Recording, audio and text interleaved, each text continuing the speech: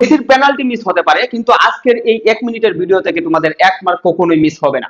দেখো চলো শুরু করি। যে প্রথমে রয়েছে অনলি, অনলি এবং অনলি। এখানে তিনটার মধ্যে কি রয়েছে? অনলি রয়েছে। এবং তোমরা মনে রাখবে যে অনলি যদি ব্যক্তির ক্ষেত্রে বসে তাহলে কি হবে?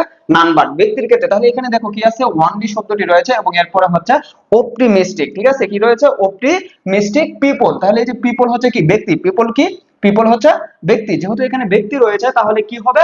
এখানে ওয়ানলির পরিবর্তে নান বাট। একদম মুখস্থ লিখে ফেলবা। যেহেতু ব্যক্তি এখানে রয়েছে তাই কি হবে? ওয়ানলির পরিবর্তে কি হয়ে যাবে? None but. None but. তারপর হচ্ছে বাকিরা যেভাবে রয়েছে ঠিক সেভাবেই বসিয়ে দিবে। ঠিক আছে, এবং এই রুলসটা থেকে 1 মার্ক তুমি নিশ্চিত কমন পাবে। যে কোনো পরীক্ষায়, তুমি মডেল টেস্ট বলো, প্রি টেস্ট বলো, অর্ধবার্ষিক বলো, যে কোনো পরীক্ষায় কিন্তু এখান থেকে 1 মার্ক আসবেই। তারপর দেখো রয়েছে only the moon shines at night. এবং যখন এই ওয়ানলি দ্বারা যখন কোনো বস্তুকে বোঝাবে তখন কিন্তু কি হবে? Nothing but. শুধু এখানে ওয়ানলির পরিবর্তে কি করবে? শুধু নাথিং বাট লিখে ফেলবে। শুধু কি করবে? Nothing but. আর কিছু পরিবর্তন করতে হবে না। তারপর যেটা রয়েছে জাস্ট সেটাই লিখে দিবে। দেখো এরপর রয়েছে কি? ওয়ানলি। আবার রয়েছে ওয়ানলি। এবং যখন একটি সংখ্যা বোঝাবে তখন কি করতে হবে? এই ওয়ানলির পরিবর্তে হচ্ছে নট মোর দেন। ঠিক আছে, not more then, not more then.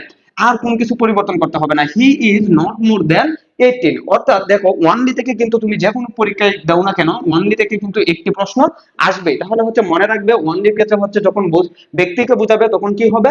None but. যখন বস্তুকে বোঝাবে তখন নাথিং বাট। এবং যখন সংখ্যা বোঝাবে তখন নট মোর দেন। এবং এটা কিন্তু হচ্ছে ওয়ানলি জায়গাটাই শুধু লিখে দেবে এবং বাকি যেটা রয়েছে সেটা ঠিক থাকবে। ধন্যবাদ সবাইকে।